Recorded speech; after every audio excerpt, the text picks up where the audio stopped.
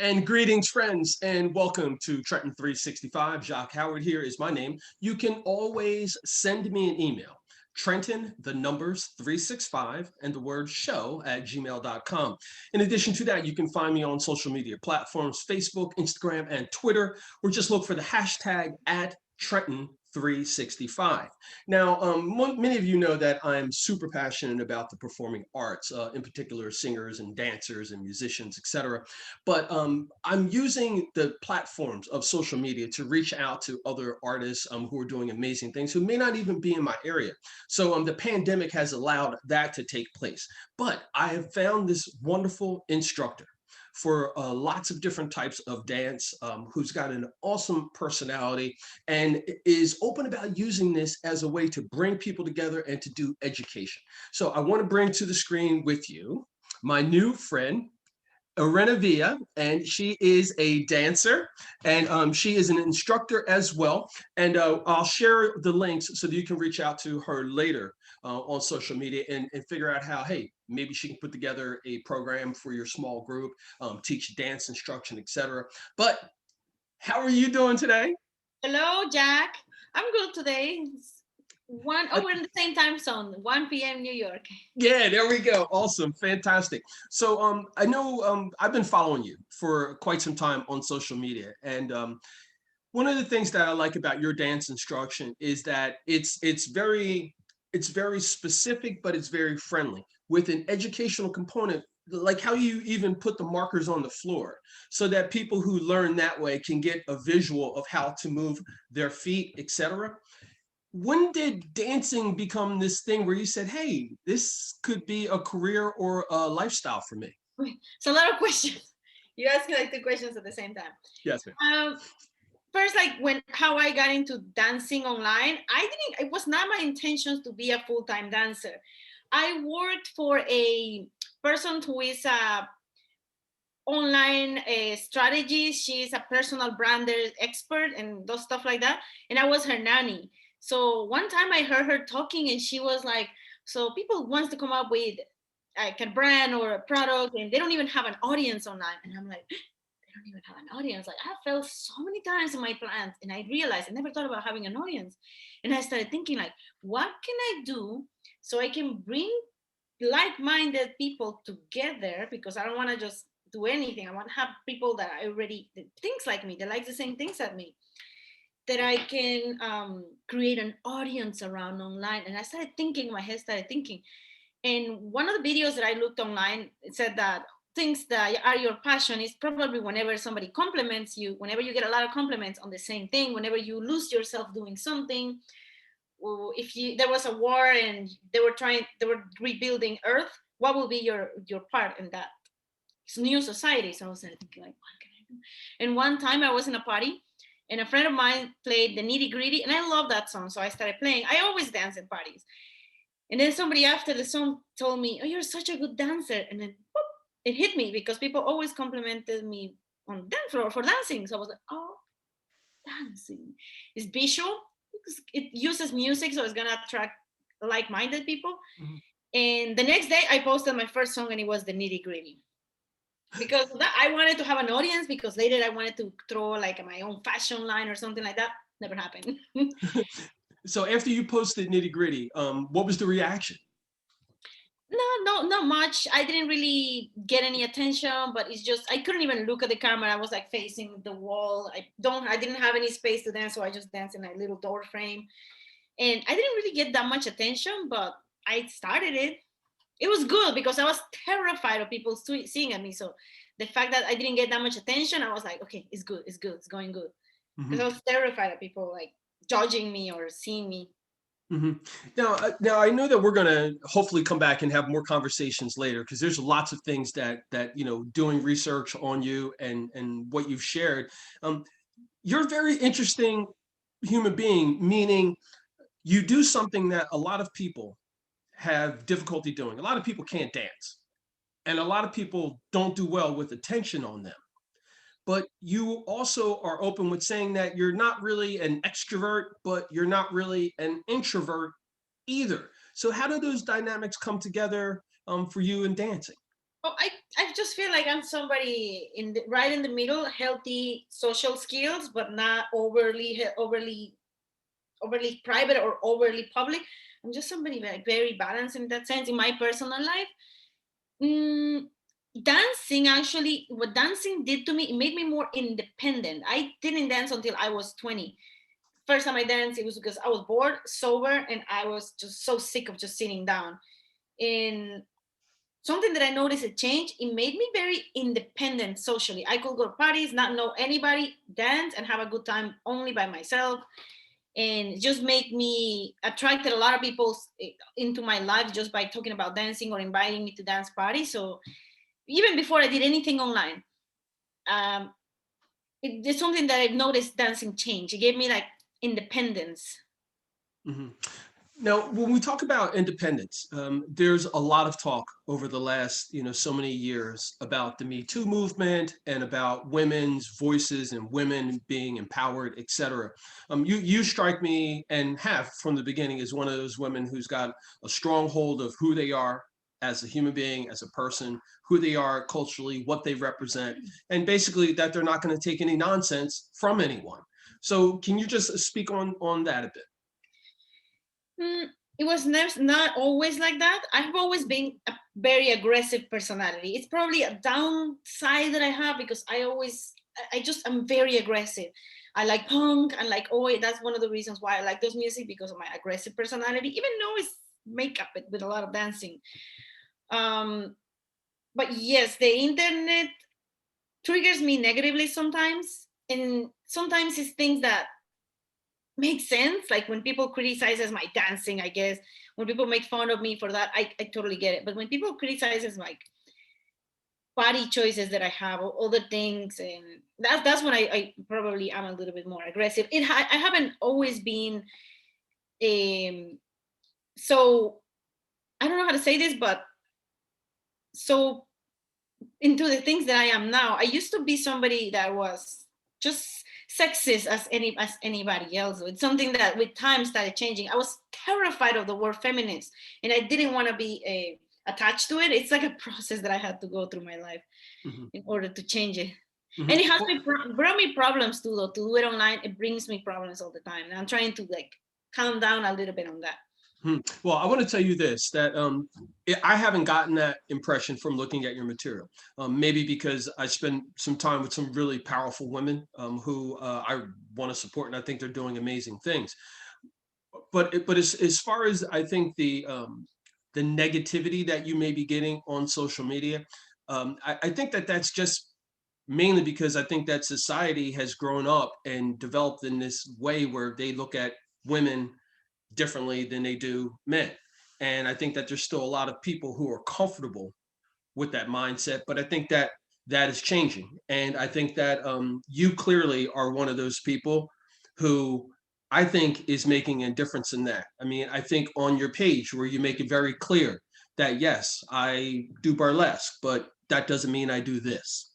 And I know that there's a lot of folks who are going to have a hard time with understanding that. Just because you're a burlesque dancer doesn't mean that you do other things, or just because you may dance in a costume, that doesn't mean that anyone can. Even if I did adult content, it's just like I don't know. For some reason, I feel like feels very entitled, particularly of public figures or public people, like especially men, super entitled.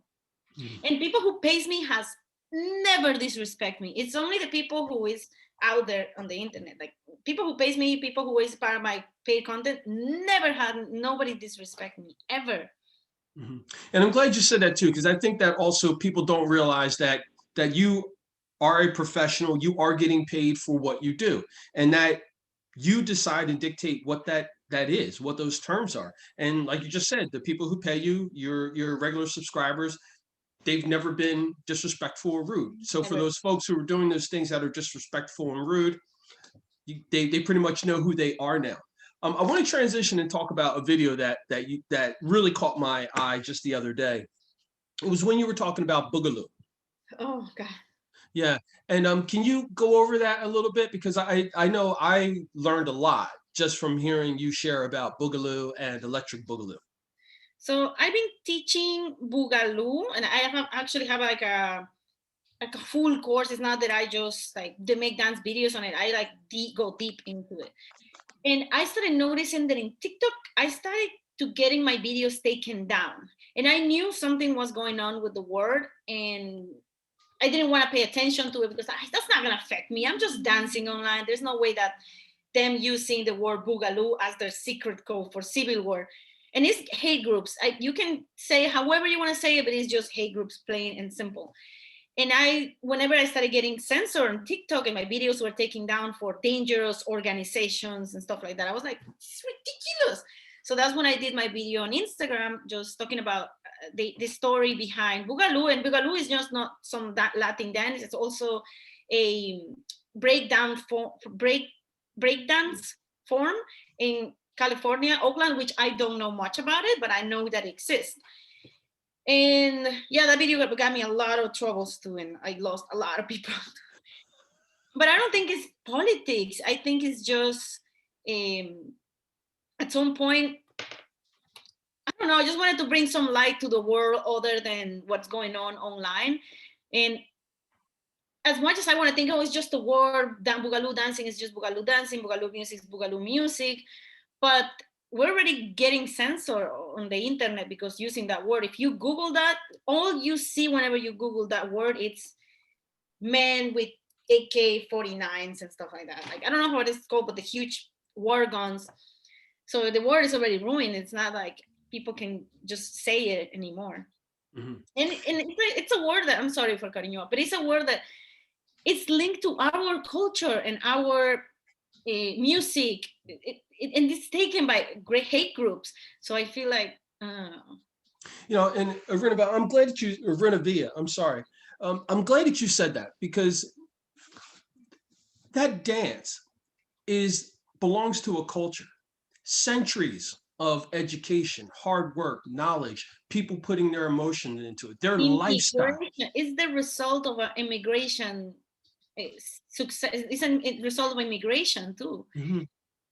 Well, go into it a little bit more. I don't mind you telling it from, you know, just like your Instagram page. I think it would be great for people to hear that from you. The thing is that after I said that, a lot of people started telling me that I was right, but I didn't have enough education to talk about it. So it made me like back down, because then maybe they're right. Maybe I don't have all the education of all the data or all the things to talk about. Not the Boogaloo, but with the other word or linking it to the word. I got a lot of shit for that video. Wow. And that's a little upsetting, because again, this is something that belonged to a certain culture that was taken over by a hate group. Mm-hmm. It's just a word, but it's already censored. Yeah.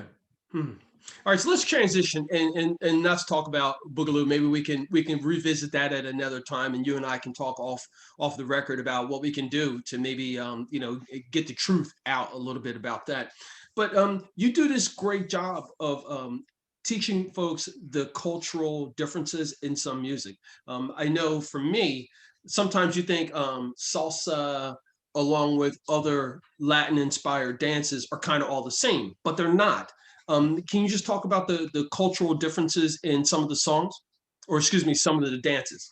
So one of the things that I'm very passionate about talking about, it's telling people that just because in your country, in your city, you dance one specific way, doesn't mean that everybody dances the same, because everybody tells me that's not how we dance cumbia, that's not even cumbia, that's not cumbia music. And there's like over 50 styles of cumbia music, over 30 styles only on dancing. So I go into this quest on telling people, well, there is this variation and this variation, that they musically differ from this to this to this. I did it with ska too, because a lot of the times people told me like, that's not how you dance ska, because the only thing that people saw is that documentary on YouTube, but ska is a little bit deeper than that. So that's the only reason why I like talking about different variations, and not just in the music, but also in the dancing. It changes wherever you go in the world. So you've got this growing social media following, and you know, you're getting paid for the content and things that you're creating. What's coming down the pike next? I know that the pandemic and COVID-19 has really affected a lot of things. And you can go into detail about that, how that's affected you. But what else do you have coming up? I have a little project that I'm working on, and I still very blocked right now. Creatively, I'm very blocked. But I am doing, I don't even know what they are, but I want to do a little bit of. I'm very public about the things that I say, so I have to be very careful on the things that even I create Okay. as an income, because I always tell people, don't buy new clothes, buy from thrift stores, buy from thrift stores. There's enough clothes already in the world, just buy, recycle clothes. So I cannot come up with my dream of my brand and something like that. But what I'm coming up with is with physical merch directly only to dancers and fitness. That's, I don't want to do fashion. I want to do like dance wear or how do you call that? Fitness wear, which those are one of the things that I personally don't buy on a thrift store because it's a little bit more private. You use it to sweat and to dance, so it's a little bit something. Physical store like merch, physical merch is the one thing I don't have because I felt like why, and I used to, but I was like, why am I telling people to go to recycle clothes, and I am contributing to this problem that we have on clothing. So I was like, no, I'm not gonna do it because people will hold you accountable. Mhm. Yeah, I think that being in social media is and being out there publicly, I think that there's a lot of folks who are doing it, and I think that they're not really taking in consideration that, you know, if you post something or share something, it's out there forever. So when you do that, if you say something that you really don't believe or don't really do, you should be prepared to have someone ask you a question about it later or to receive some negativity. I remember many years ago there was a artist, Trent Reznor from Nine Inch Nails, and you probably know the band. I Um, heard. yeah, and he was talking about, like, riches and money and all that other stuff, and he went and bought a very, very expensive car, and it came public that he bought this very expensive car, and it caused some problems with some of his fans. So I fully understand about what you're saying as well. It's like, if you're going to put out content, make sure that it's really you and that you're being honest about it. That's Um, not so you said that you're in New York City. yes, Brooklyn. In Brooklyn. Okay, cool. Not far from here. So, what's the scene look like right now in Brooklyn as far as being able to get out and dance? I know here in New Jersey, people are still apprehensive. Yeah, I don't know because I don't go out and dance. Like only maybe in the summer I will go to an outdoors party.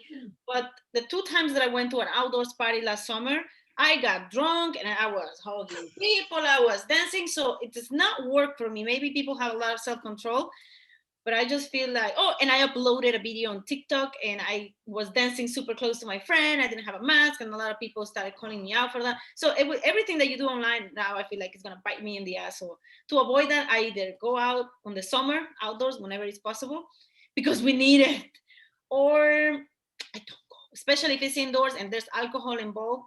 Bad idea for me. I end up doing the worst decision. Well, here's something that's awesome: the fact that you can even say that and be comfortable with that, which is key. So, hey, all right, you know that you can't do that, so you don't do that, and fantastic. Big up to you. So I want to ask you this, for another area where I'm going to be sharing this video. What kind of music and what particular bands and artists are you listening to right now? It always changes. Right now I'm experimenting this where I don't know what to listen, I don't know what to do. But what I started doing recently is giving a lot more visibility to new artists, since I feel like I'm stuck in the 60s because I love it, but I'm like a little bit stuck in there. And other creator, a ska creator, by the way, on TikTok, he's always like saying, talking about new people, new music, new bands, and I was like, they're kind of right. So I started like talking the things that I like, of course. But there's amazing people doing amazing things. For example, R.E.A.C.H. Not sure. I think he lives in Europe somewhere, but he does traditional style of music with a Spanish from Spain creator. What's how do you call the people who makes the music? The writes it. I don't know how to call it. Director. I don't know what is it called. Composer, Producer. producer. Okay. So with a Spanish producer, and they do beautiful, amazing things.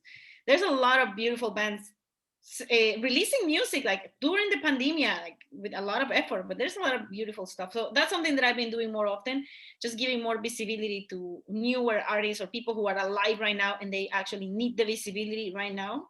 Mm-hmm. Oh, that's fantastic. But Good. I don't have like nothing the specific that I'm listening to right now. Mm-hmm. And as far as your production, I mean, you're always putting out content. I mean, on a pretty much almost like a daily basis, it seems as though you're putting out content.